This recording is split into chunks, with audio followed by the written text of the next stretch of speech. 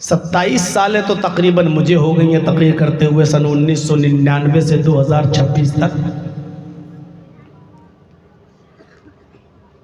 अगर इन 27 सालों में आपके इन इलाकों में मैं तकरीबन हर साल आता हूं, इन 27 सालों में हमने क्या सिखाया और आपने कितना सीखा? अगर कोई पूछे कि जर्जी साहब इन जलसों का कितना असर पड़ा है, आप 100 में कितने नंबर दोगे, तो मैं कहूंगा 100 में 0। 27 साल पहले आप जहां थे आज भी आप वही हैं और हम भी वही हैं। 27 साल पहले जो खुराफातें हो रही थी वो आज भी हो रही हैं। 27 सालों से अब तक न हम नमाज सिखा सके और न हम नमाज सीख सके। नमाज भी हम मुकम्मल तौर पर सही नहीं पढ़ पा रहे हैं। नमाज अल्लाह से आजिज़ी और गिड़गिड़ा कर और दुआ मांगने का, अपने लिए मांगने का सबसे बड़ा जरिया है। अल्लाह के नबी जब नमाज पढ़ने के लिए खड़े होते तो बगल में जो आदमी होता वो बयान देता है कि अल्लाह के नबी सल्लल्लाहु अलैहि वसल्लम जब नमाज पढ़ते तो आपके सीने से ऐसी आवाज़ आती जैसे हांडी में पानी खौल रहा हो या कोई सालन पक रहा हो, जैसे कढ़ाई में खौलने की आवाज़ आती, ऐसे जनाब मोहम्मद रसूलुल्लाह सल्लल्लाहु अलैहि वसल्लम जब नमाज के लिए खड़े होते तो इस तरीके से आपके सीने से पानी के खौलने की तरह, कढ़ाई के खौलने की तरह आवाज़ आती। ये कैफियत होती थी नमाज पढ़ते वक्त। यहाँ तो अगर इमाम साहब थोड़ा सा अगर शुरू कर दें अलिफ लाम मीम ज़ालिकल किताबु ला रैब फीह, तो पीछे आदमी सोचता ये कमीना कहीं ऐसा ना हो कि 1-2 रुकू पढ़ना शुरू, कहीं ऐसा ना हो कि 2.5 पारे की पूरी सूरह बकरा पढ़ना शुरू कर दे। हमारी ये हालत हो चुकी है।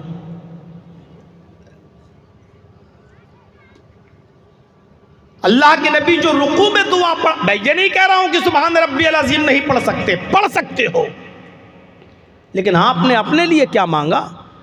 जब आप ये दुआ पढ़ेंगे सुब्हानक अल्लाहुम्मा रब्बना व बिहम्दिका, यहां तक तो अल्लाह की हम्द, अल्लाह की तारीफ, अल्लाह की तस्बीह बयान हो गई, अल्लाह की हम्द बयान हो गई, व बिहम्दिका। इसके बाद जो दुआ है वो आप अपने लिए मांग रहे हैं। अल्लाहुम्मा ग़ुफ़िरली, आय अल्लाह तू मेरी मग़फ़िरत फरमा दे। अभी रुकिए, आगे चलिए, सोचिए। ज़ोहर की नमाज़ पढ़ने गए आप, 10 रकातें पढ़ेंगे, 4 सुन्नत, 4 फ़र्ज़, फिर 2 सुन्नत, चारों में आप पढ़ेंगे हैं? 4 रकात सुन्नत पढ़ रहे हैं, उसमें भी 4 फ़र्ज़ पढ़ रहे हैं, उसमें भी कितनी मर्तबा हो गया? अल्लाहुम्मा ग़फ़िरली, सुब्हानक अल्लाहुम्मा रब्बना व बिहम्दिका अल्लाहुम्मा ग़फ़िरली, कितनी मर्तबा हो गया? अगर ज़ोहर की 10 रकातें पढ़ी तो 10 मर्तबा आपने कहा अल्लाहुम्मा ग़फ़िरली, और ये दुआ 3-3 बार भी अगर आपने पढ़ा तो 30 बार हो गया। उसके बाद उठिए, समिअ अल्लाहु लिमन हमिदा, रब्बना वलकल हम्द हम्दन कसीरन तय्यबन मुबारकन फी, या अल्लाहुम्मा रब्बना वलकल हम्द हम्दन कसीरन तय्यबन मुबारकन फी। इसके बाद आप अल्लाहु अकबर कहते हुए सजदे में जाएंगे। सजदे में भी हम वही दुआ पढ़ रहे हैं अभी तक, सुब्हान रब्बियल आला। मैं ये नहीं कह रहा हूँ कि ये दुआ गलत है, पढ़ सकते हो, जायज़ है, लेकिन ये अल्लाह की तारीफ़ है, अल्लाह की तस्बीह है।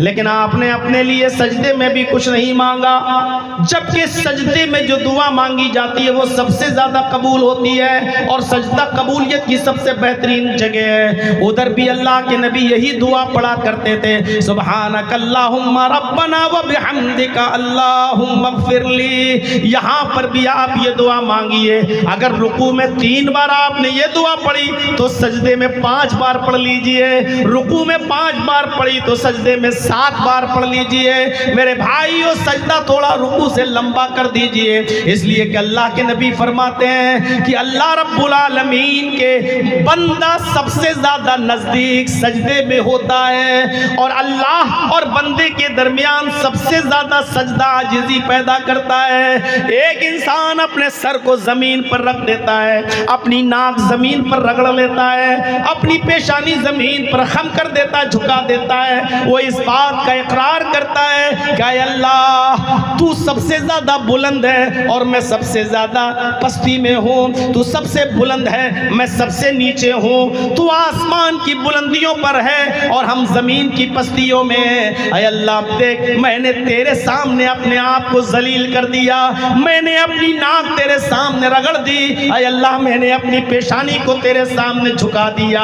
ऐ अल्लाह मेरी पस्ती की इंतहा नहीं, तेरी बुलंदी की इंतहा नहीं। ऐ अल्लाह मेरी जिल्लत की इंतहा नहीं और तेरी रफ़ात और अज़मत की इंतहा नहीं। बंदा इस बात का सजदे में इकरार करता है, ऐ अल्लाह मैं सबसे ज्यादा जलील, तू सबसे ज्यादा अजीज, मैं सबसे ज्यादा, मैं तेरे सामने सबसे ज्यादा आजिज और तू सबसे बुलंद और सबसे अरफा। ऐ अल्लाह देख, मैं प्राइम मिनिस्टर भी हूं, सऊदिया का बादशाह हूं, मैं कुवैत का किंग हूँ, सब कुछ हूँ, लेकिन तेरे घर में आया और ज़मीन पर मैंने अपनी पेशानी को रख दिया। इस बात का एतराफ़ कर दिया कि सऊदिया का बादशाह ज़रूर हो सकता हूँ, कुवैत का और दुबई का बादशाह ज़रूर हो सकता हूँ, लेकिन तेरे सामने मैं ज़लील हूँ, अज़ीज़ तो तेरी ज़ात है। इसलिए इस सजदे में सबसे ज़्यादा ये पढ़ा करो, सुब्हानक अल्लाहुम्मा रब्बना व बिहम्दिका अल्लाहुम्मा इग़फिरली। ऐ अल्लाह तू मेरी मग़फ़िरत फरमा दे। ज़ोहर में 10 रकातें पढ़ रहे हो तो कम से कम 10 मरतबा तो आपने कहा, और 3-3 बार पढ़ा तो 30 मरतबा इसमें भी हो गया, 5-5 बार पढ़ा तो 50 मरतबा इसमें भी हो गया। मेरे भाइयों अब आप अंदाज़ा लगाइए, और एक सजदे में इतना हो रहा है, और 2 सजदे करेंगे तो 3 मरतबा, अगर एक सजदे में पढ़ा तो 2 सजदे में कितना हो गया, 6 मरतबा। तो आप गौर करो, 10 रकात में 20 सजदे, 10 रकात में 20 सजदे तो 120 बार। आप अंदाजा तो लगाइए मेरे भाइयों कितनी मरतबा आप कह रहे हैं अल्लाहुम्मा इग़फिरली। दूसरी रकात है, बैठ जाओ, चौथी रकात है, तो आप जो दुआ पढ़ रहे हैं आखिरी सलाम फेरने से पहले उसमें भी अल्लाह से मग़फ़िरत तलब कर रहे हैं। अल्लाहुम्मा इन्नी ज़लमतु नफ़्सी ज़ुल्मन कसीरा वला यग़फ़िरुज़्ज़ुनूबा इल्ला अंता फ़ग़फ़िरली मग़फ़िरतम मिन इंदिका वरहमनी इन्नका अंतल गफ़ूरुर रहीम। इस जुमले पर गौर करो, फ़ग़फ़िरली मग़फ़िरतम मिन इंदिक। आय अल्लाह मुझे अपने पास से बख्श दे, आय अल्लाह मुझे अपनी रहमत से बख्श दे, आय अल्लाह मुझे अपने रहमो करम से माफ कर दे। फ़ग़फ़िरली मग़फ़िरतम मिन इंदिक, आय अल्लाह मुझे अपने पास से बख्श दे। आप 4 रकात पढ़ के सलाम फेर रहे हैं तब भी ये दुआ पढ़ रहे हैं, 2 रकात पढ़ के सलाम फेर रहे हैं तब भी ये दुआ पढ़ रहे हैं। गौर तो करो मेरे भाइयों। एक चीज़ और बता दूं, सजदे में आपने दुआ पढ़ी सुब्हानक अल्लाहुम्मा रब्बना व बिहम्दिका अल्लाहुम्मा इग़फिरली 3 बार 5 बार 7 पढ़ने के बाद आप उठ गए, अल्लाहु अकबर। अब एक और दुआ, दूसरा सजदा जब में जाने से पहले एक और दुआ। हमारी नमाजें ही सही नहीं है, बहुत से लोग सजदा किया सुभान रब्बिल आला सुभान रब्बिल आला सुभान रब्बिल आला अल्लाहु अकबर अल्लाहु अकबर, कौवे की चोंचे मार रहे हैं, उठा बैठक लगा रहे हैं, लग रहा है जैसे नमाज पढ़ने नहीं आए, किसी जिम में आए हैं एक्सरसाइज करने के लिए। गौर कीजिए इस दुआ पर, क्या सारियू इला मग़फ़िरतिम मिन रब्बिकुम, अभी इसी पर बोल रहा हूं, अभी जन्नत पर नहीं गया हूं। सारियू इला मग़फ़िरतिम मिन रब्बिकुम व जन्नतिन, अभी जन्नत का लफ्ज भी आ रहा है, अभी थोड़ा सा मुझे जन्नत के पर भी चलना है। जन्नत को पाने के लिए जल्दी करो। जन्नत कैसे मिलेगी, जन्नत में जाने का रास्ता क्या है, जन्नत में जाने के लिए जल्दी कैसे की जाए। मेरे भाइयों थोड़ा सा सब्र करो, अभी तो अभी मग़फ़िरत पर ही है। अल्लाहुम्मा इग़फिरली, सजदे में कहा, उठ गए, सजदे से उठे।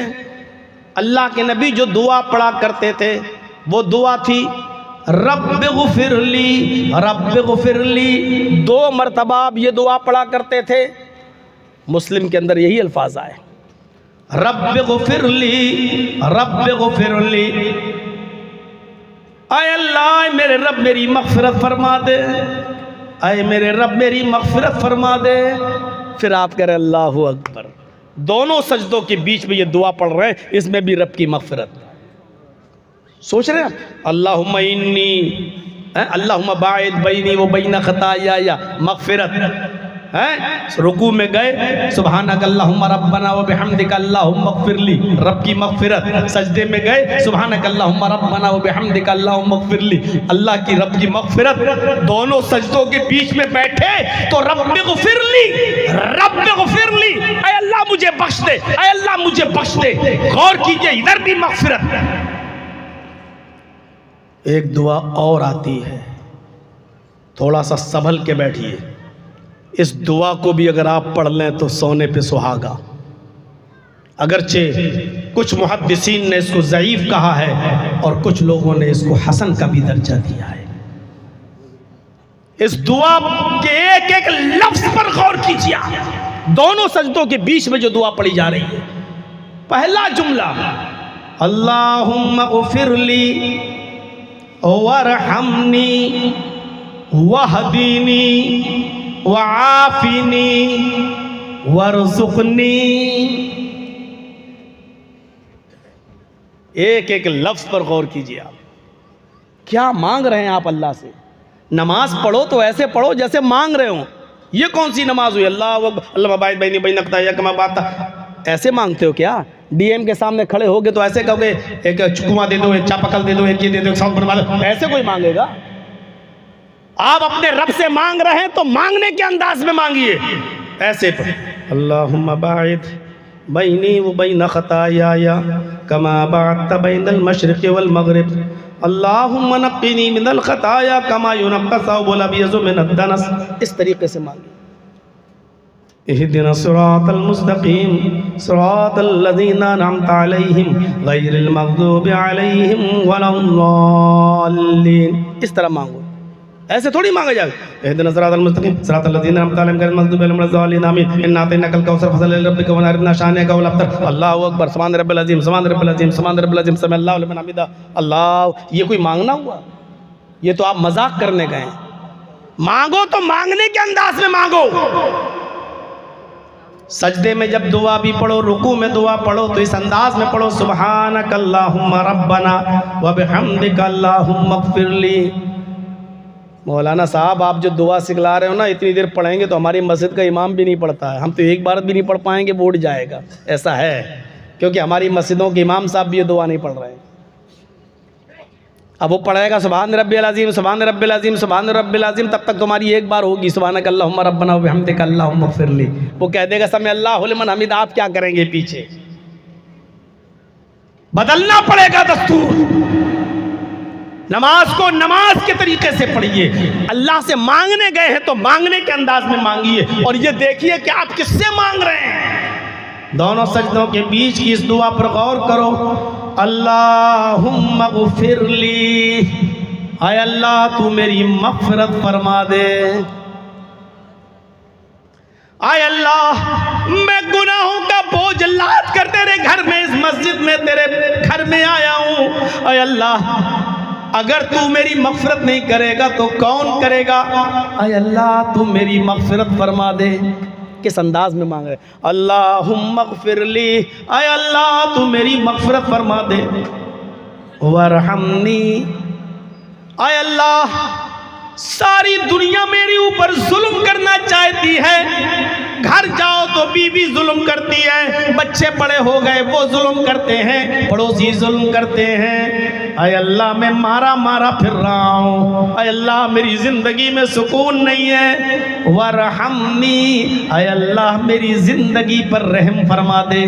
वरहमनी, मुझ पर रहम फरमा। सुन रहे हैं क्या दुआ मांग रहे हैं आप? सीख लो।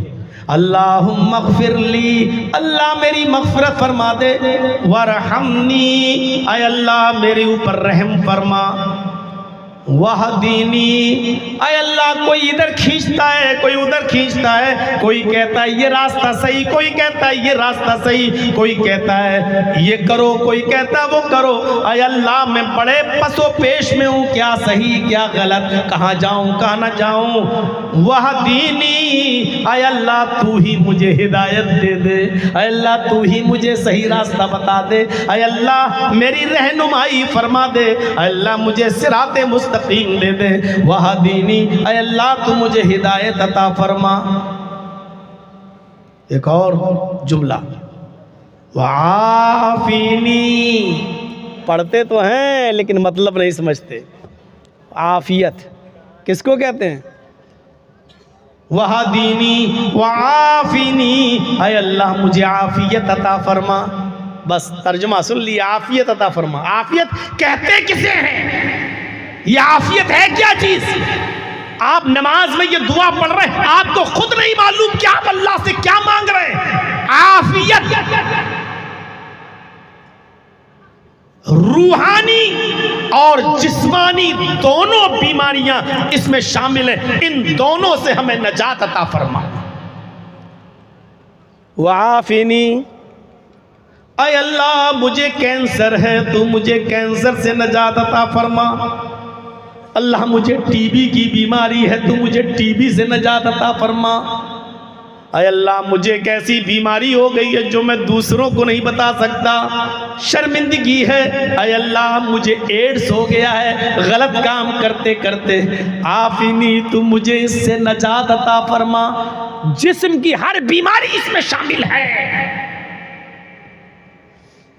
खुफिया बीमारी जो आप अपने दोस्तों को भी बताने में शर्म महसूस करते हैं, अपने माँ बाप को भी बताने में शर्म महसूस करते हैं। आप 5 मरतबा मस्जिद में जा रहे हैं, दोनों सजदों के बीच में आप ये दुआ मांग रहे हैं, आफिनी में ये बीमारी भी शामिल है। अय अल्लाह मुझे इस बीमारी से, जिस्मानी बीमारी से नजात अता फरमा और रूहानी बीमारी से भी नजात अता फरमा। रूहानी बीमारी क्या है?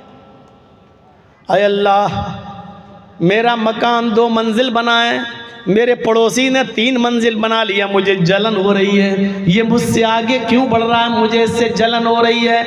अय अल्लाह कोई मुझसे आगे बढ़ता है तो मुझे उससे जलन और हसद हो जाता है, कीना हो जाता है। मैं जलने की बीमारी में मुब्तला हूँ, मैं नफरत अपने दिल में रखता हूँ, मैं नहीं चाहता हूँ कि कोई मुझसे आगे बढ़े। अय अल्लाह ये रूहानी बीमारी भी मेरे अंदर है। वाफिनी, अय अल्लाह मुझे रूहानी बीमारी से भी नजात अता फरमा। अय अल्लाह वो बीमारियां जो मेरे दिल में छिपी हुई है, जो कोई नहीं जानता, उससे भी तू हमें नजात अता फरमा। वाफिनी में ये दुआ भी शामिल है। कोई पढ़ता है ये दुआ और पढ़ता है तो कोई उसका मतलब समझता है? वाफिनी, आपने क्या मांगा है अपने रब से?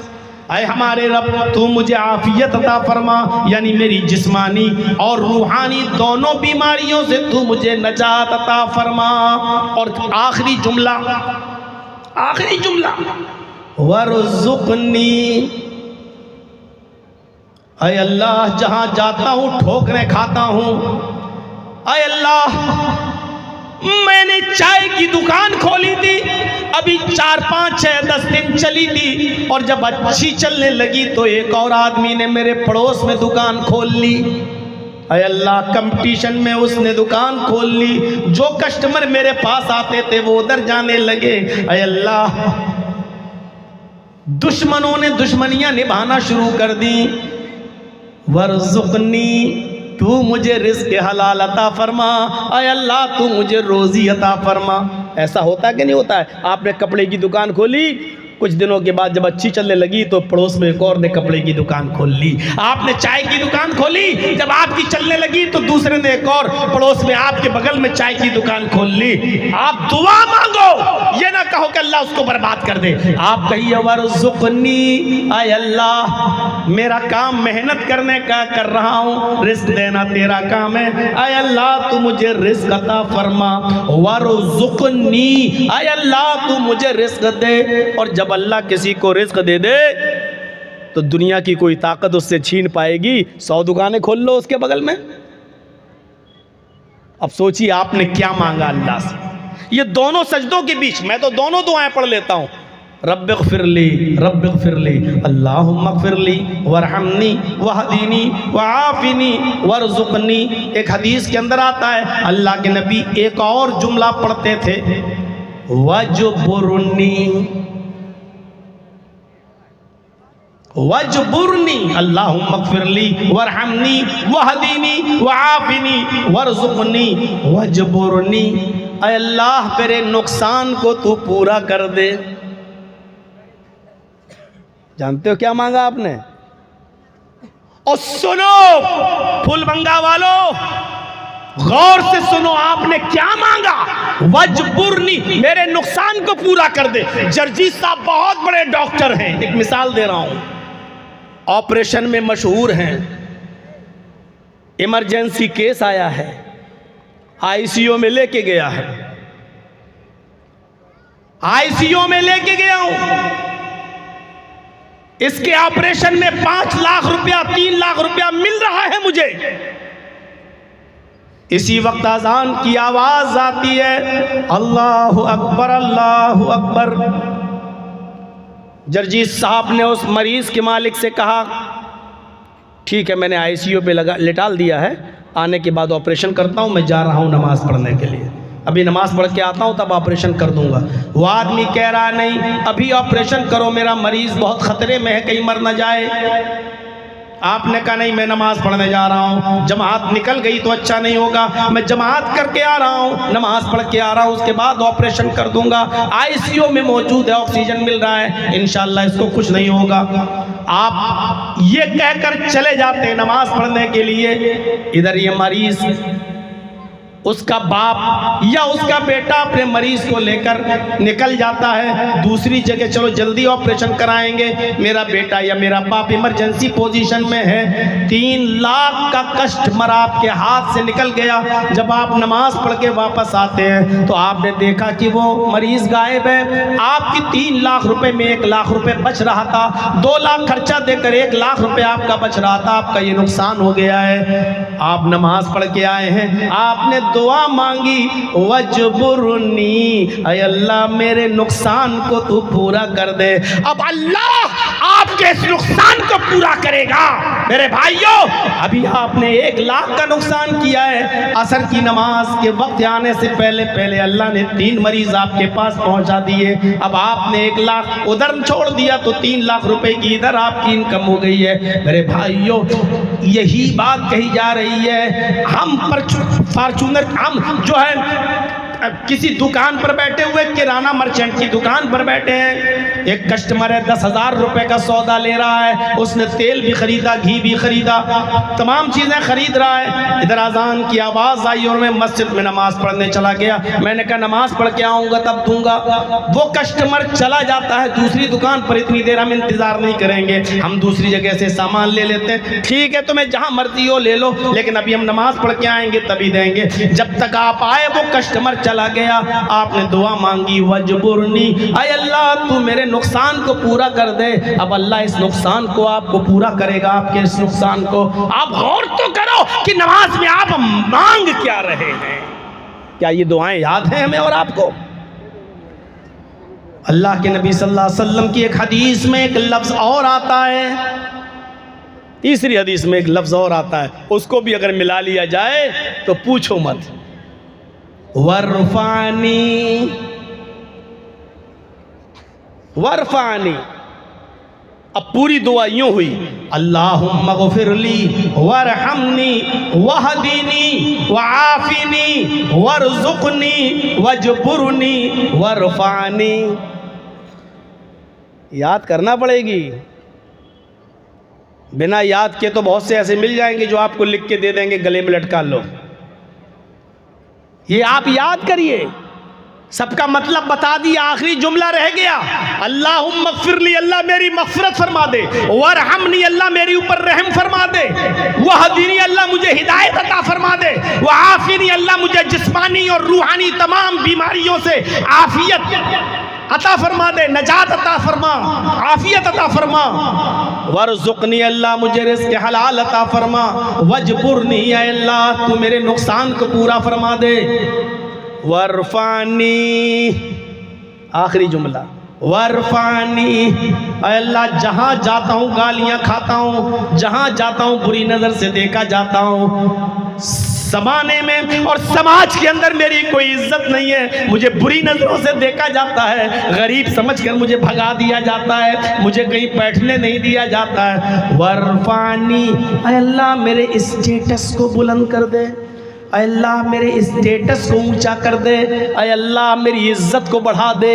वरफानी, मुझे इज्जत अता फरमा, मेरे स्टेटस को बुलंद कर दे। अगर अल्लाह किसी के स्टेटस को बुलंद कर दे तो दुनिया की कोई ताकत उसको जलील कर सकती है? दुनिया की कोई ताकत उसको जलील कर सकती है? कितनी मर्तबा मेरे दुश्मनों ने मुझे जेल की सलाखों में भेजा, क्या वो कोई जलील करने की ताकत है जो कर सकता है? वरफानी, दुआ पढ़ो, सीखो और याद करो, अल्लाह आपकी इज्जत में इजाफा करेगा, वरफानी स्टेटस को बुलंद कर देगा, ये दुआ। अब एक बात सुन लो मेरे भाइयों, आपने ये नमाज पढ़ी, एक दिन में 5 बार पढ़ी, दोनों सजदों के बीच में ये दुआ की, अल्लाहुम्मा ग़फ़िरली सुब्हानक अल्लाहुम्मा रब्बना व बिहम्दिका अल्लाहुम्मा ग़फ़िरली, रुकू में और सजदे में। आपने 20 साल 30 साल के बाद नमाज पढ़ना शुरू की, चलो 40 साल के बाद नमाज पढ़ना शुरू की, आपकी जिंदगी 70 साल 75 साल 80 साल की हो गई। आप 30-40 साल से बराबर ये दुआ पढ़ते रहे और यही कहते रहे, अल्लाह मुझे बख्श दे, मुझे बख्श दे, बार बार कह रहे हैं बख्श दे। आपने अभी जोहर पढ़ी, अल्लाह मुझे बख्श दे, अल्लाह ने कहा नहीं बख्शूंगा। आपने कल पढ़ी, अल्लाह ने कहा नहीं बख्शूंगा। बराबर पढ़ रहे हैं। अगर आपकी पूरी जिंदगी की पढ़ी जाने वाली नमाजों में अगर अल्लाह ने किसी एक वक्त आपकी दुआ सुनकर कह दिया, मेरे बंदे जा मैंने तुझे बख्श दिया, मेरे बंदे जा मैंने तेरी मग़फ़िरत फरमा दी, हो गया हमारा बेड़ा पार। एक फकीर आया, अल्लाह के नाम पे दे दे, चल आ जाते रोज मांगने के लिए, जर्जी साहब ने भगा दिया। 1 घंटे के बाद फिर आ गया, अरे साहब दे दीजिए, बहुत बच्चे भूखे, फिर आ गया तू, अभी तो चल हट, नहीं दिया। 1 घंटे के बाद वो फिर आ गया, अरे दे दीजिए भाई, अल्लाह के नाम पे बहुत, आप नहीं समझ रहे हमारी मजबूरी कितनी है। बार बार उसको भगा रहे हैं जर्जी साहब, सुबह से लेके हर घंटे हर आधे घंटे के बाद आ रहा है, शाम तक दिमाग खराब कर दिया। जर्जी साहब ने कहा ये हाथ धो के नहीं, नहा धो के मेरे पीछे पड़ा हुआ है, ये कुछ लेके ही रहेगा। निकाला 100 का नोट जेब से, ले भाई चल हट, मेरी जान छोड़, 100 रुपए दिए। अरे बार बार मना किया, नहीं माना, बेशरम बन के बार बार आ रहा, जा ले जा जा, दे दिया। मेरे भाइयों आपको भी रहम आ जाता है ऐसे फकीरों पर, आप बार बार अल्लाह से कहिए अल्लाह मुझे बख्श दे, अल्लाह मेरी मग़फ़िरत फरमा दे। ज़ुहर में, असर में, मगरिब में, इशा में, फजर में, फिर दूसरे दिन बार बार आप कहते रहिए, उड़ते बैठते चलते फिरते दुआ पढ़ते रहिए, अस्तग़फ़िरुल्लाह रब्बी मिन कुल्लि ज़म्बिन व अतूबु इलैह। आपकी पूरी जिंदगी में, 80 साल की पूरी जिंदगी में, 90 साल की जिंदगी में, 75 साल की जिंदगी में, अगर आपके रब ने एक मर्तबा भी अगर कह दिया, मेरे बंदे जा मैंने तुझे बख्श दिया, हमारा बेड़ा पार, हमारी नजात का जरिया हो जाएगा। सारियो इला मग़फ़िरतिम मिन रब्बिकुम, ये है अपने रब की मग़फ़िरत की तरफ दौड़ो। चलो अब आ जाइए थोड़ा सा जन्नत की तरफ। ये तो हो गया अपने रब की मग़फ़िरत की तरफ, मग़फ़िरत को बता दिया।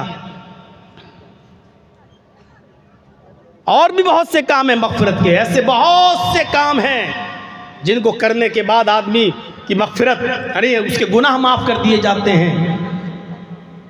व जन्नतिन, और उस जन्नत की तरफ भी दौड़ो, उस जन्नत को पाने की कोशिश करो। अर्ज़ुहस समावातु वल अर्ज़, जिस जन्नत का रक़बा, जिस जन्नत का तूल व अर्ज़, जिस जन्नत की लंबाई और चौड़ाई ज़मीन और आसमान के बराबर है, ज़मीन और आसमान के बराबर। जमीन की कोई इंतहा नहीं, आसमान की कोई इंतहा नहीं। इसका मतलब यह है कि जन्नत की भी कोई हद नहीं। सबसे कमतर दर्जे के जन्नती को भी, जिसके पास सबसे कम नेकियां होंगी। अरे दुनिया में कोई तो ऐसा होगा, अल्लाह के नबी के ज़माने से लेकर क़यामत तक पैदा होने वाले लोगों में कोई ऐसा होगा जिसने सबसे कम नेकियां की होंगी, और उसको जब जन्नत मिलेगी उसने शिर्क नहीं किया होगा। तो सबसे कमतर दर्जे के जन्नती को भी जन्नत में जो जगह मिलेगी, उस जगह के बारे में बुखारी की ये रिवायत पढ़ी है। मेरे भाइयों, जन्नत में जाने वाला सबसे कमतर दर्जे का जो जन्नती होगा, उस जन्नती को जो सबसे कम जगह मिलेगी, वो जगह कितनी होगी? एक आदमी घोड़े पर बैठकर सफर करे, एक आदमी घोड़े पर बैठकर सफर करे और अभी सफर किया, 100 साल तक उसका घोड़ा दौड़ता रहे, 100 साल तक उसका घोड़ा चलता रहे, 100 साल तक उसका घोड़ा दौड़ लगाता रहे, नॉन स्टॉप, बीच में खाने के लिए न रुके, पानी पीने के लिए न रुके, पेशाब करने के लिए न रुके, लीद करने के लिए न रुके, 100 साल तक वो घोड़ा दौड़ता रहे और कहीं बीच में 1 मिनट के लिए भी सस्ता ही नहीं, रुके नहीं। 100 साल के बाद वो जहां रुकेगा, 100 साल के बाद वो घोड़ा जहां रुकेगा, इतनी जगह उसको मिलेगी जिसने दुनिया में सबसे कम नेकियां की होंगी, और जो सबसे कम दर्जे का जन्नती होगा, ये इतनी जगह उस जन्नती को मिलेगी जो सबसे कम दर्जे का जन्नती होगा। अब सोचो, अकल में नहीं आती है ना, ये अकल में आती नहीं है। अरे जहां अकल काम करना बंद कर देती है, वहीं तो कुरान और हदीस के इल्म की जरूरत पड़ती है। भाई आपकी अकल काम करे ना करे, लेकिन ये जरूरी नहीं कि आपकी अकल जो काम कर रही है वही बस मानी जाएगी, और जो अकल में ना आए उसको। हमारी अकल महदूद है। जैसे हम यहाँ बैठे बैठे चंद चीजें देख सकते हैं, इस वक्त दिल्ली, बंबई, कलकत्ता नहीं देख सकते हैं, अमेरिका और लंदन नहीं देख सकते हैं, क्योंकि हमारी आंखों में वो ताकत ही नहीं है। इसी तरीके से हम अपनी अकल से महदूद चीजें सोच सकते हैं और समझ सकते हैं। हर चीज समझने की ताकत हमारे दिमाग के पास नहीं है। जैसे हम जर्जी साहब बोल रहे हैं, वो सुन रहे हैं, दिल्ली में हंगामा हो रहा वो नहीं सुन रहे, बंबई का हंगामा नहीं सुन रहे हैं, कलकत्ता का हंगामा नहीं सुन रहे हैं। हमारे कान में इतनी ताकत ही नहीं है कि जो दिल्ली बंबई की आवाज़ यहाँ तक सुन सके। इसी तरीके से हमारे दिमाग के पास वो ताकत ही नहीं है जो सारी चीज़ें समझ सकें। दिमाग से वो काम लो जो दिमाग के लायक है, उसके ऊपर का मत सोचो। दुनिया की हर चीज़ अल्लाह ने पैदा की, ये ठीक है, आपका दिमाग इस चीज को सोच सकता है। दुनिया में कोई भी चीज आई है उसका बनाने वाला कोई है, और सारी कायनात का खालिक अल्लाह है। आपका दिमाग ये सोच रहा, बिल्कुल ठीक। लेकिन इसके बाद अगर आपने ये सोचा फिर अल्लाह का खालिक कौन है, अल्लाह को किसने पैदा किया है, अब आप अपनी अकल से वो काम ले रहे हैं जिसके लिए अकल है ही नहीं। अब आप अपनी अकल से वो काम ले रहे हैं जो आपकी अकल का दायरा नहीं है। सोना तौलते हैं ना तराजू पर, गोल्ड, कितनी छोटी तराजू होती है, उस पे आप सोना जब तौलते हैं ना, 10 ग्राम, 20 ग्राम, 50 ग्राम सोना तौलते हैं। अब आपका ये सोना तौलने वाली तराजू है, सोना तौलेंगे तो ठीक, लेकिन उसी के ऊपर ले आइए आप झारखंड का एक बहुत बड़ा पहाड़ उठा के तोड़ के लाइए और उस तराजू पे रख दीजिए, तो उस तराजू का हाल क्या होगा? टूट जाएगी। क्यों? क्योंकि वो तराजू उसके लिए बनाई नहीं गई है। आप उस पर वो चीज तौल रहे हैं जिसके लिए वो तराजू है ही नहीं। आपकी अकल उसके लिए है ही नहीं। आप ये सोचे अल्लाह को किसने पैदा किया, आपकी अकल ये सोचने समझने के लिए पैदा ही नहीं की गई है, और आपकी अकल के पास वो ताकत है ही नहीं। इसलिए आप अपनी अकल से वो काम मत लीजिए जिसके लिए अकल बनाई नहीं गई। कंप्यूटर में हर चीज फिट है, जो चीज फिट है वही बताएगी। आज अमेरिका में कितनी गर्मी पड़ी बता देगी, कल कितनी पड़ी बता देगी। सारी चीजें आप जो भी उसमें फीड आप डालेंगे वो बता देगा। लेकिन कंप्यूटर से सवाल करो कि मेरे बाप मर गए, वो जन्नत में जाएंगे या जहन्नम में, कंप्यूटर क्या जवाब देगा? उल्टा बल्कि गलत जवाब दे देगा। क्यों? क्योंकि कंप्यूटर उसके लिए है ही नहीं। आपकी अकल का भी यही मसला है। आप अपनी अकल से वो काम लीजिए जिसके लिए अकल बनाई गई, और जहां अकल काम करना बंद कर देती है वहां कुरान के इल्म की जरूरत पड़ती है, क्योंकि हुसूल इल्म का तीसरा जरिया कुरान है, अल्लाह के नबी की हदीस है। मेरे भाइयों, जहां अकल काम करना बंद कर देती है वहां का इल्म बताता है कुरान। अगर हर काम अकल पे छोड़ दिया जाता तो कुरान की जरूरत क्या थी? अच्छा और बुरा अकल पे छोड़ दिया जाए तो कुरान की जरूरत क्या है? हर आदमी से कह दिया जाए जो तुम्हारी अकल कहे वो अच्छा काम वो करो, और जो तुम्हारी अकल कहे बुरा काम वो बुरा करो। मेरे भाइयों, अभी कितना फर्क हो जाएगा। हम और आप देख लीजिए, इंसान हैं, अकलें अलग अलग हैं। हमारी और आपकी माँ बहन बेटियां शादी से पहले किसी गैर के साथ ताल्लुक कायम करने को हराम और नाजायज समझते हैं। जिसके साथ शादी हो बस उसी से अपना बंधन बनाए रखते हैं। इसी को अकल कहती है कि ये सही है। लेकिन इसी के बरक्स एक तवाइफ होती है जो कोठे पे बैठती है, जो अपना जिस्म बेचती है। रोजाना उसके पास 10, 15, 20 कस्टमर उसके पास आते हैं, वो उनसे पैसा लेती है और जिस्म बेचती है। हमारी अकल कहती है खराब है, अच्छा काम नहीं है, लेकिन उनकी अकल ये कहती है कि हर चीज बिकती है, मैंने अपना जिस्म बेच दिया तो कौन सी बुरी बात है। देख लीजिए, अकल वही है, पैमाना दोनों के सोचने का अलग अलग है। हम इस काम को गलत समझते हैं, वो उस काम को सही समझते हैं। इसी तरीके से मेरे भाइयों, हर अच्छा और बुरा काम हमारी अकल से डिसाइड नहीं होगा। अच्छा क्या है ये हमें मजहब बताएगा, ये हमें इस्लाम बताएगा, और बुरा क्या है ये हमें इस्लाम बताएगा। जोहर की 4 रकातें फर्ज हैं। अकल कहती है हम 4 की जगह 6 भी पढ़ लें तो क्या अर्ज है, 8 पढ़ लें तो क्या अर्ज है, जितना पढ़ेंगे उतना सवाब। ये अकल कहती है, लेकिन शरीयत ये कहती है, इस्लाम ये कहता है कि अगर 4 की जगह 5 पढ़ी और 6 पढ़ी तो तुम अपने आप को नबी होने का दावा कर रहे हो, तुम जालिम करार दिए जाओगे, तुम मुजरिम हो जाओगे। मेरे प्यारे साथियों, गौर करो, सोचो। गोश्त हलाल है, अकल कहती है खाओ, लेकिन रमजान के महीने में यही गोश्त रोजे की हालत में हराम है, अब आप नहीं खा सकते हो। बीवी हलाल है, रोजे की हालत में हराम है, नहीं इस्तेमाल कर सकते हो। गौर करो, ये नमाज जो सबसे बड़ी इबादत है, लेकिन फजर की नमाज के बाद आप नमाज नहीं पढ़ सकते, जवाल के वक्त नमाज नहीं पढ़ सकते, सूरज गुरूब होते वक्त नमाज नहीं पढ़ सकते। इन वक्तों में अगर नमाज पढ़ोगे तो गुनाह पड़ेगा। वही इबादत है, और वही नमाज पढ़ने पर, ममनूआ औकात में पढ़ने पर गुनाह भी है। तो ये हमारी अकल डिसाइड नहीं करेगी, ये इस्लाम डिसाइड करेगा, इस्लाम फैसला करेगा। ये शरीयत हमें बताएगी कि क्या गलत है और क्या सही है। इसलिए हर काम को अपनी अकल से करने की कोशिश मत करो, शरीयत के दायरे में उसको करो। हमारी अकल सोचने से आजिज है।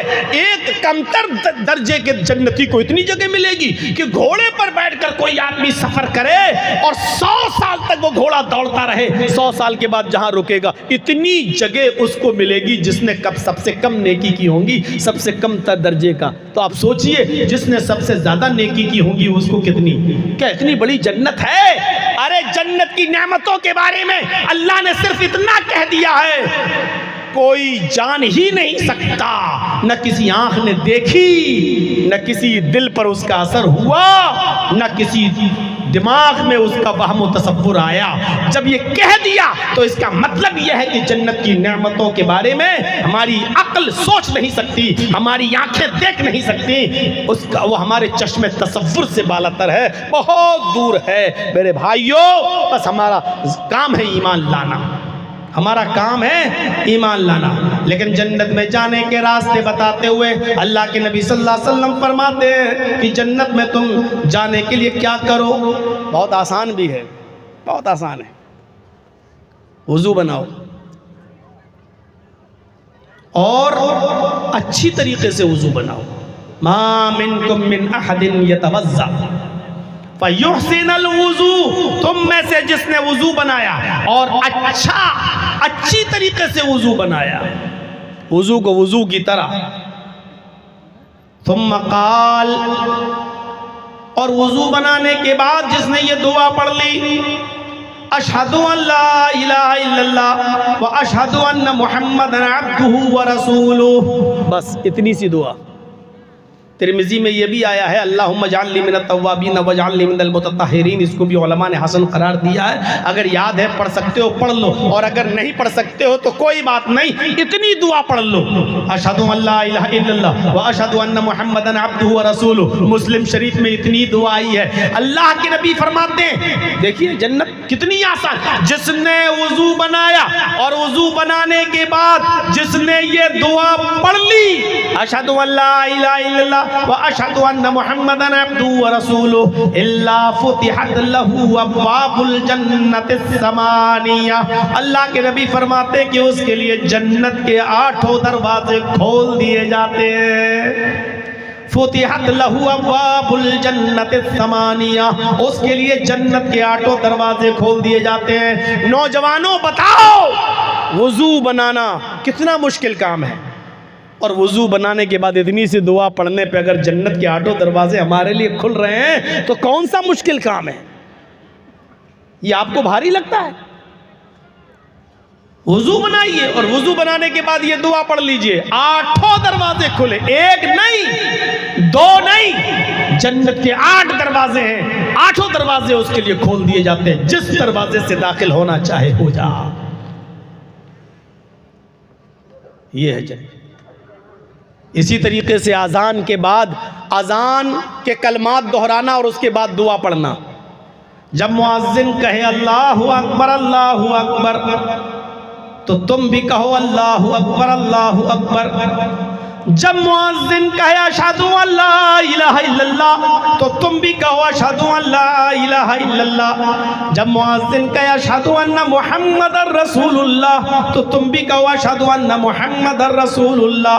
जब मुअज्जिन कहे हय्या अलस सलाह तो तुम कहो ला हौला वला कुव्वता इल्ला बिल्लाह। जब मुअज्जिन कहे हय्या अलल फलाह तो आप भी कहिए ला हौला वला कुव्वता इल्ला बिल्लाह। जब मुअज्जिन कहे अल्लाहु अकबर अल्लाहु अकबर तो यही जुमले आप भी दोहराओ। जब मुअज्जिन कहे ला इलाहा इल्लल्लाह तो आप भी कहो ला इलाहा इल्लल्लाह। जिसने मुअज्जिन के कलमात दोहराए थुम्मा क़ाल, और मुअज्जिन की अज़ान देने के बाद ये कलमात दोहराने के बाद जिसने ये दुआ पढ़ ली, अल्लाहुम्मा रब्ब हाज़िहि दावति ताम्मा वस्सलातिल क़ाइमा आति मुहम्मदनिल वसीला वल फज़ीला वबअसहु मक़ामम महमूदा अल्लज़ी वअदता। जिसने ये दुआ पढ़ ली, अल्लाह के नबी फरमाते हैं हुल्लत लहू शिफ़ाती यौमल क़यामा, क़यामत के दिन उसके लिए मेरी शिफ़ात हलाल कर दी जाएगी।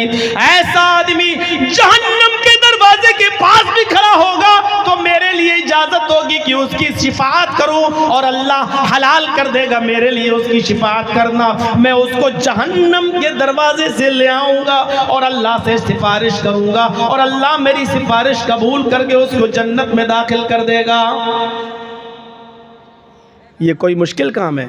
हाँ, बस इतना है कि आपको ज़रा चाय की होटलों पर बैठकर चाय पीना छोड़ना पड़ेगा और घड़ी पे नज़र रखना पड़ेगी। अगर ज़ोहर की अज़ान 12:30 पे हो रही है तो आपको 12:28 पर वज़ू बनाकर आपको बैठ जाना है और मुअज्जिन के अज़ान के कलमात दोहराना, और उसके बाद ये दुआ। आपको अपने दोस्तों से थोड़ी देर के लिए छुटकारा हासिल करना पड़ेगा। जब आप थोड़ी देर के लिए इनकी कुर्बानी देंगे तो ये काम कर पाएंगे मेरे भाइयों, वरना ये काम कोई मुश्किल नहीं है। कहां मुश्किल है ये काम? हमारी माँ बहनें आई हैं, सुने, उनके लिए भी जन्नत का दरवाजा बताया गया है।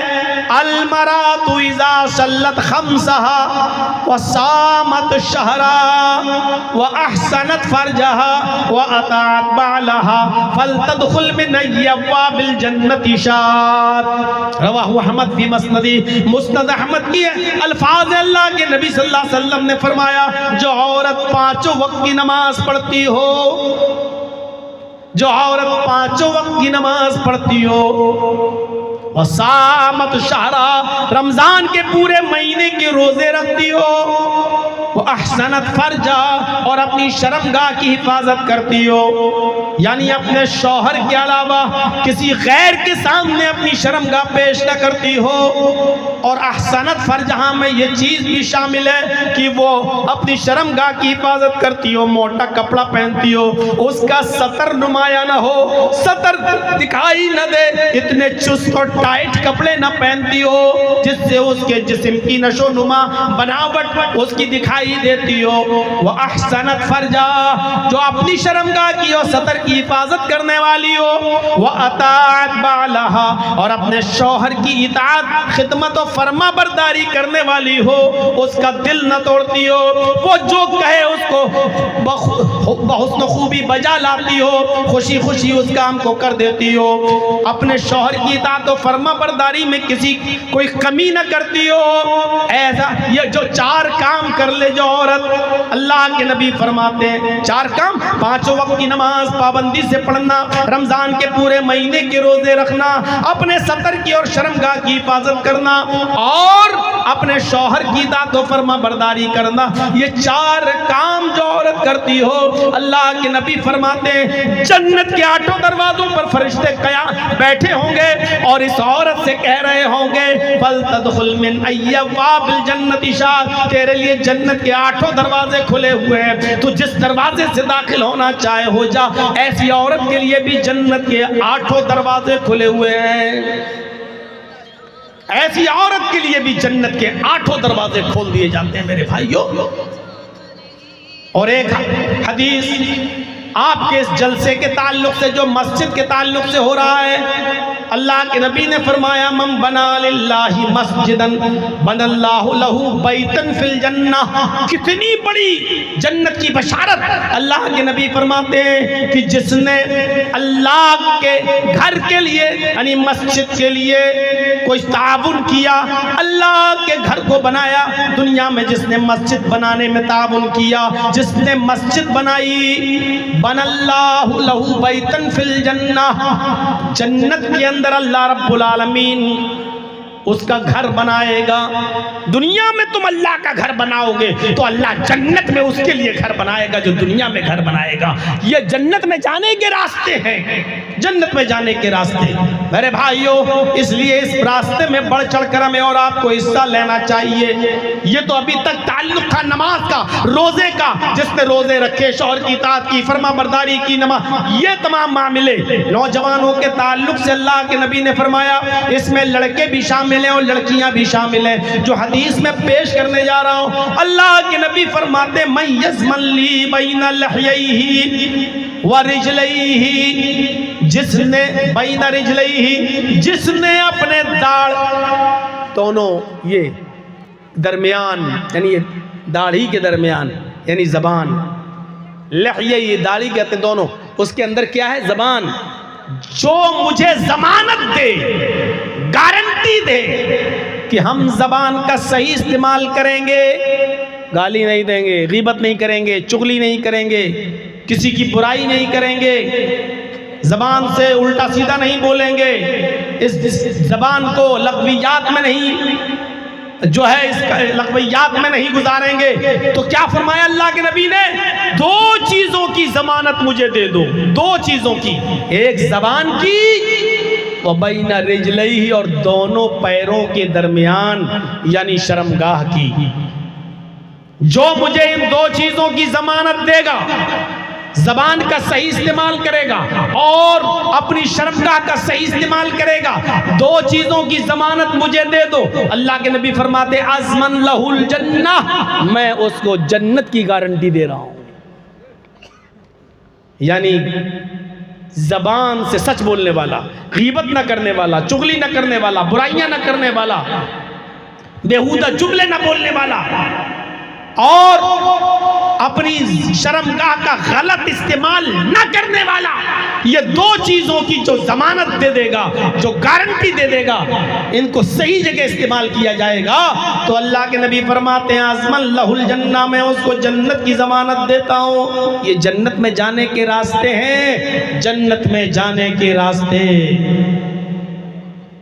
अल्लाह के नबी ऐसे ही बैठे हुए थे मजलिस में, साहबा बैठे थे, आपने फरमाया मन अस्बह मिनकुमुल यौम साइमन, आज किसी ने रोज़ा रखा है?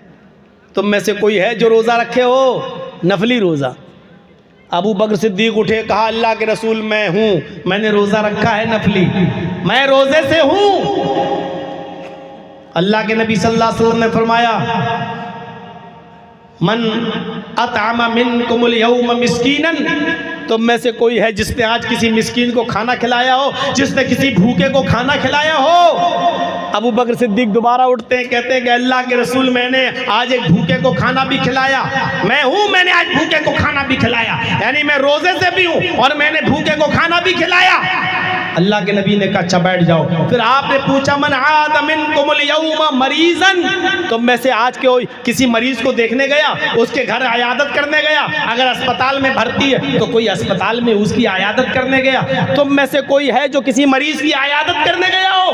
अबू बकर उठते हैं और कहते हैं अल्लाह के नबी मैं मरीज की आयादत करने भी गया हूँ, आज मैंने एक मरीज की आयादत भी की है। अल्लाह के नबी सल्लल्लाहु अलैहि वसल्लम ने आखिरी सवाल किया मन तबिया मिनकुमुल यौम जनाज़तन, तुम में से कोई ऐसा भी है जो आज किसी जनाजे के पीछे पीछे कब्रिस्तान तक गया हो, यानी मिट्टी तक उसके साथ रहा हो, घर से उसका जनाजा उठा हो, नमाज़े जनाजा में शामिल हुआ हो और कब्रिस्तान तक उसकी मिट्टी के साथ साथ गया हो और कब्र में दफन करने तक उसके साथ रहा हो? तुम में से कोई ऐसा है जो किसी जनाजे के पीछे पीछे चला हो? अबू बकर चौथी बार उठते और कहते कि अल्लाह के नबी मैं आज एक मिट्टी में भी शामिल हुआ, किसी का जनाजा था, मैंने नमाज जनाजा भी पढ़ाई और उसको कब्र में भी उतारा और मिट्टी भी दी। आपने फरमाया जिसके अंदर ये चार खूबियां पाई जाएंगी, यानी जो नफली रोजा भी रखता हो, जो भूखे को खाना भी खिलाता हो और जो मरीज की आयादत भी करता हो और जो जनाजे के पीछे पीछे चलकर कब्रिस्तान तक जाता हो, जिसके अंदर ये चार नेकियां जमा होंगी, मजतमाना फिमरीन, जिस शख्स के अंदर ये चारों खूबियां जमा हो जाएं, दखलल जन्ना, ऐसा आदमी जन्नत के अंदर दाखिल होगा, ये जन्नती है, ये जन्नत के अंदर जाएगा। मेरे भाइयों ये जन्नत में जाने के रास्ते हैं जिसके बारे में कुरान कहता है वह जन्नतिन, मग़फ़िरत की तरफ दौड़ो और उस जन्नत को पाने के लिए दौड़ो जिसका रक़बा तूल और ज़मीन व आसमान के बराबर है, जिसका तूल व अर्ज़ ज़मीन व आसमान के बराबर है, उस जन्नत की तरफ दौड़ो। कितने लोग यतीम हो जाते हैं बेचारे, मर जा, उनके माँ बाप मर जाते हैं।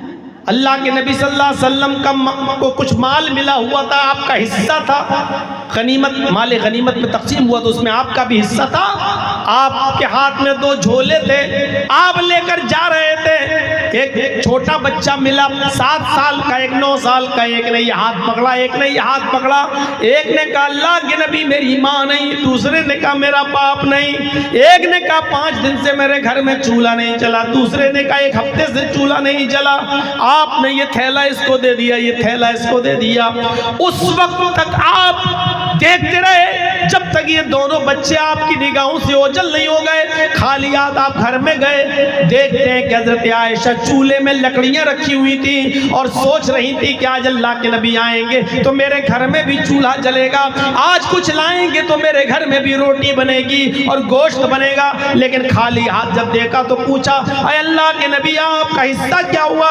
आपने फरमाया 2 यतीम बच्चे मिले, मैंने उन यतीम बच्चों को दे दिया, एक की उम्र 7 साल, एक की उम्र 9 साल। साल, एक के घर में 5 दिन से चूल्हा न जला, एक के घर में 9 दिन, एक हफ्ते से चूल्हा नहीं जला, एक की माँ नहीं थी, एक का बाप नहीं था।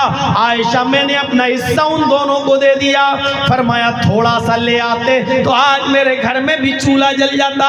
फरमाया आयशा तुम्हारे बाप जिंदा हैं, तुम्हारी माँ जिंदा है। आयशा तुम्हें यतीमी का दर्द नहीं मालूम, यतीमी का दर्द मुझसे पूछो। जब मैं पैदा हुआ तो मैंने अपने बाप को नहीं देखा।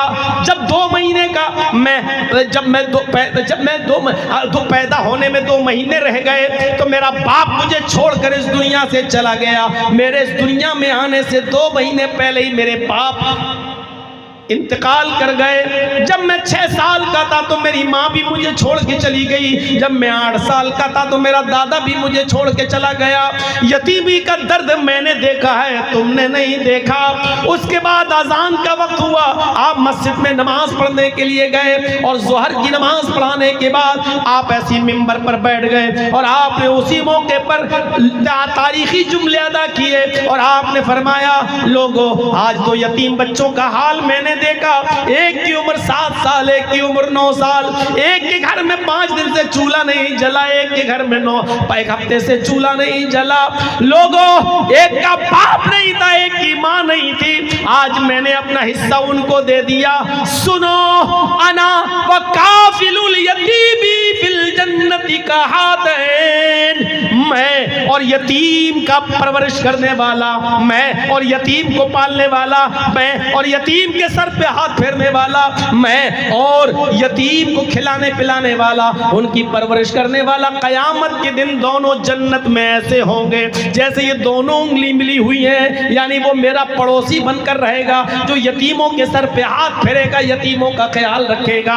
आपने यतीमों की परवरिश और उनको खिलाने पिलाने की वाले को अपना पड़ोसी बताया है कि वो जन्नत में मेरा पड़ोसी बनकर रहेगा। या तो यतीमों का हक भी मारने के बारे में प्लानिंग होती है और मंसूबे होते हैं। एक चीज और सुन लो, जिनके छोटे छोटे बच्चे इस दुनिया में मर जाते हैं, छोटे छोटे बच्चे, किसी का 6 महीने का बच्चा, किसी का 8 महीने का, 1 साल का, 2 साल का बच्चा, 5 साल तक, 7 साल तक जो बच्चे छीन लिए जाते हैं, इंतकाल कर जाते हैं, और जिनके इंतकाल पर उनके माँ और बाप ने सब्र किया। कयामत के दिन ये बच्चे अपने माँ बाप की सिफारिश करेंगे। अल्लाह के नबी फरमाते हैं सिगारुहुम दआमीसुल जन्नह, जिनके छोटे छोटे बच्चे दुनिया में छीन लिए जाते हैं, उनकी रूहें जन्नत के अंदर बेरोक टोक घूमती रहती हैं। कयामत के दिन जब हिसाब व किताब होगा, इनके माँ बाप को जहन्नम में फेंका जाएगा।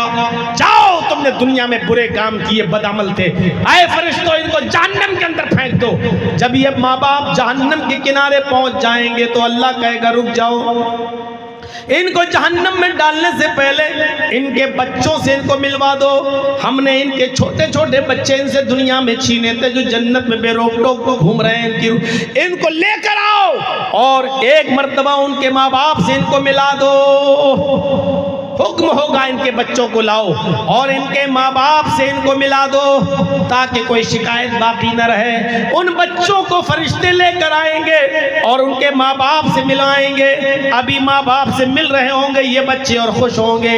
इतने में हुक्म होगा कि चलो मुलाकात का वक्त खत्म है, इन बच्चों को जन्नत में डाल दो, माँ बाप को जहन्नम में। जब बच्चे छोटे छोटे ये सुनेंगे कि मेरे माँ बाप को जहन्नम में डाला जा रहा है, जहन्नम में डाला जा रहा है, फयाखुज़ु बिनाहियति सौबिही, वो छोटे छोटे बच्चे अपने माँ बाप के दामन को पकड़ लेंगे, उनके जो कपड़े, जो पीछे का कमीज होगी उसको पकड़ लेंगे।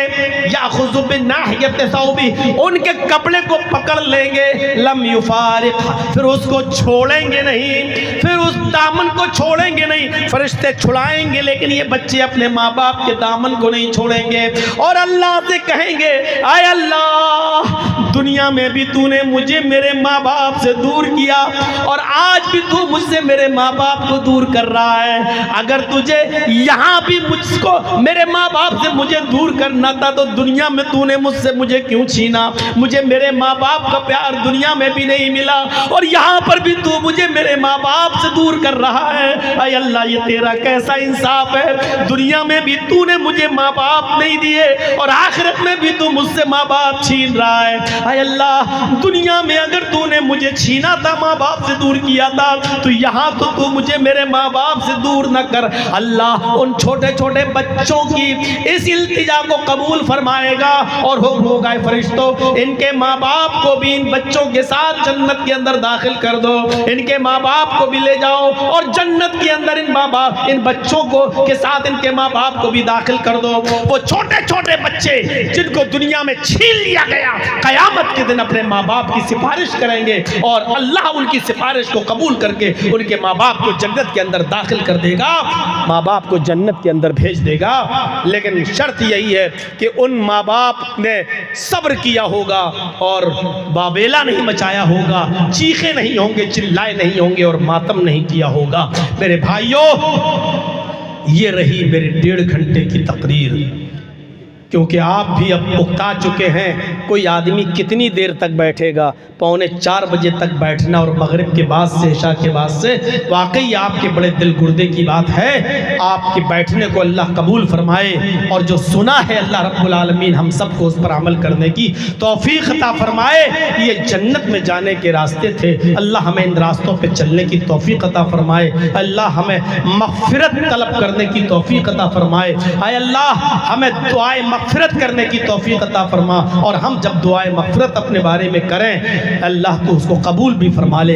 इलाहुल आलमीन, जब तक तू हमें जिंदा रख, इस्लाम पे जिंदा रखना और जब हमारा खात्मा हो तो ईमान पर हमारा खात्मा फरमाना।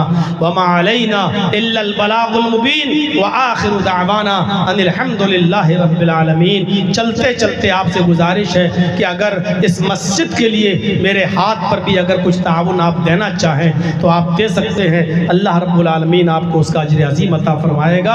आपने सबके हाथों में दिया, अगर मेरे हाथ में भी आप देंगे तो अल्लाह ताला आपको इसका अज्र अज़ीम भी इंशाअल्लाह अता फरमाएगा, आपके अज्र को ज़ाय नहीं करेगा। इन्नल्लाह ला युज़ीउ अज्रल मुहसिनीन, अल्लाह किसी एहसान करने वाले के अज्र को ज़ाय नहीं करता। आप